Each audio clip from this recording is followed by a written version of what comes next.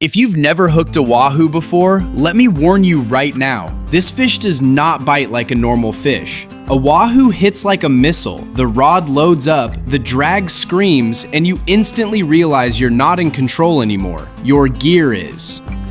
So in this video, I'm giving you a beginner-friendly, step-by-step guide on how to catch wahoo using high-speed trolling. We'll cover where to find them, the simplest rigs that work, the lures you actually need, and the trolling speed range that produces bites without turning your spread into a mess. If you're new to offshore fishing, or you've tried for wahoo and got nothing but silence, this is the video that will save you a lot of time and a lot of frustration.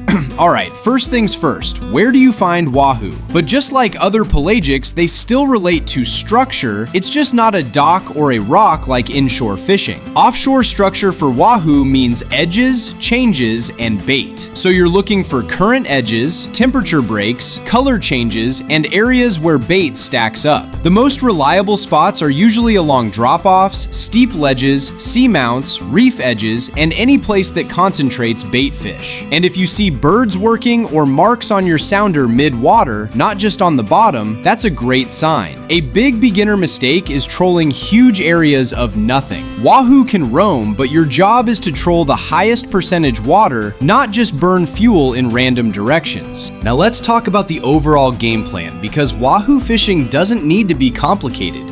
Here's the beginner route. Step 1. Pick a high percentage zone like a ledge, reef edge, or current line. Step 2. Set out a simple spread. 3 to 4 lines is enough. Step 3.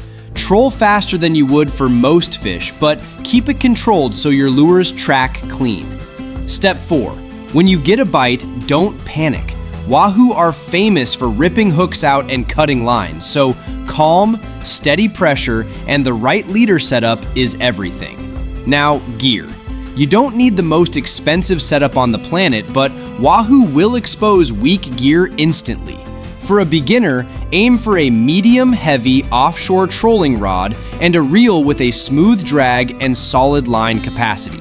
Most people run 30 to 50 pound main line, either mono or braid, but if you're using braid, you absolutely want a shock leader system because wahoo strikes are violent and braid has no stretch.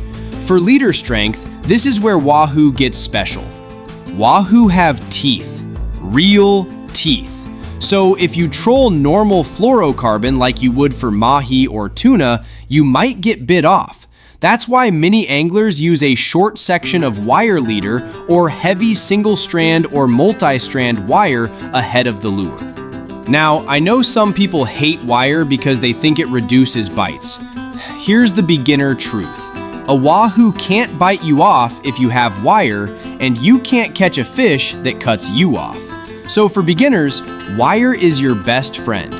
A simple approach is to run a heavy mono or fluorocarbon leader as your main leader, then a short wire bite leader right at the lure.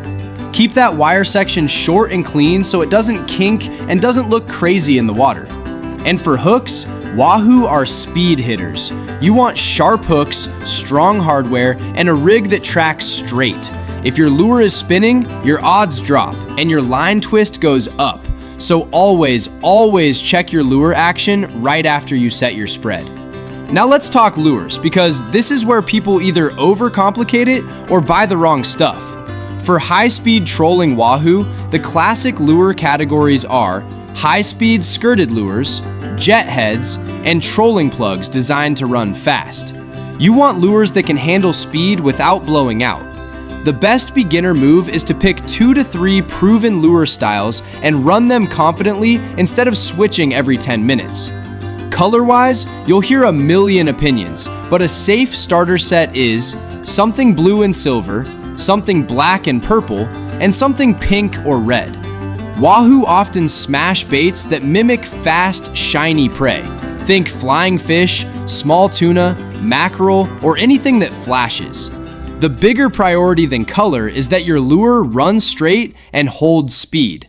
Now, the big topic, Trolling speed. Wahoo are built for speed, so you generally troll faster than you do for mahi. A beginner-friendly starting range is around 10 to 14 knots, depending on your lures. Some setups go faster, but you don't need extreme speed to start catching fish. The key is to troll at the speed your lure is designed for. If you're pulling a lure that's meant for slower trolling and you push it too fast, it will blow out, skip, and spin, and you'll basically be trolling noise. But if you use high-speed lures and keep them tracking, you'll be in the strike zone. Here's the easiest way to dial it in. Set your spread, look back, and watch each lure for at least 30 to 60 seconds. You want a clean, consistent swim. No spinning, no constant blowouts. If one lure is acting up, adjust that lure position or slow down slightly, or swap to a lure that can handle the speed. Now let's build a simple 3 to 4 line spread for beginners. Keep it clean.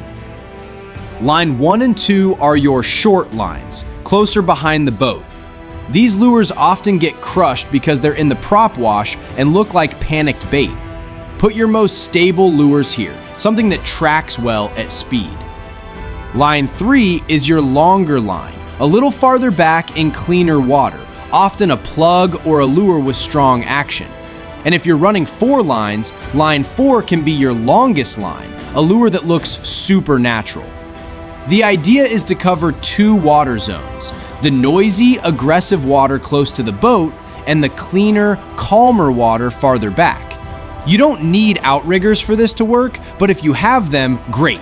Just keep the spread spaced out so you avoid tangles when you turn.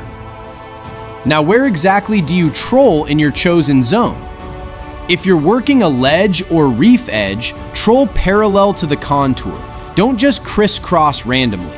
If you have a current line or color change, troll along that edge like you're tracing it. Wahoo love edges because bait gets pushed and trapped there. Also, pay attention to your turns. Turning too hard can cause inside lines to sink and outside lines to speed up, which is a recipe for tangles. Make wide, smooth turns and keep your spread under control. Now let's talk about the moment you get a bite, because Wahoo bites can be violent and chaotic. When a rod goes off, the first rule is don't slam the boat into neutral instantly. Give it a second. Make sure the hook is set and the fish is running. Then, if you're fishing with a crew, clear the closest lines first so you don't get crossed up. Wahoo can change direction fast, and if they cross your other lines, you can lose everything. Keep steady pressure and don't pump the rod like you're bass fishing. Smooth pressure wins. Another beginner mistake is loosening up or giving slack when the fish runs. Wahoo shake their head and they can throw hooks if you give them even a little slack. So keep the line tight, keep the drag smooth, and let the fish tire itself out. Now landing. This is where a lot of Wahoo get lost. When the fish gets close, it may do one last fast run. Be ready. Use a gaff where legal and appropriate, and be careful. Wahoo have sharp teeth and they can thrash violently on the deck. The safest move is to control the fish quickly once it's aboard. Don't put hands near the mouth, don't try to hero grab a Wahoo, and don't let it bounce around your feet like a chainsaw. Now let's cover the most common beginner mistakes so you can avoid them. Mistake number 1, trolling the wrong water. You need edges, bait, structure, not empty ocean. Mistake number 2, running lures that can't handle speed. If they spin or blow out, you're wasting time. Mistake number 3, not using a bite leader. Wahoo will bite you off. Mistake number 4, sloppy turns that tangle your spread. Keep it smooth. Mistake number 5, panicking on the bite and giving slack line.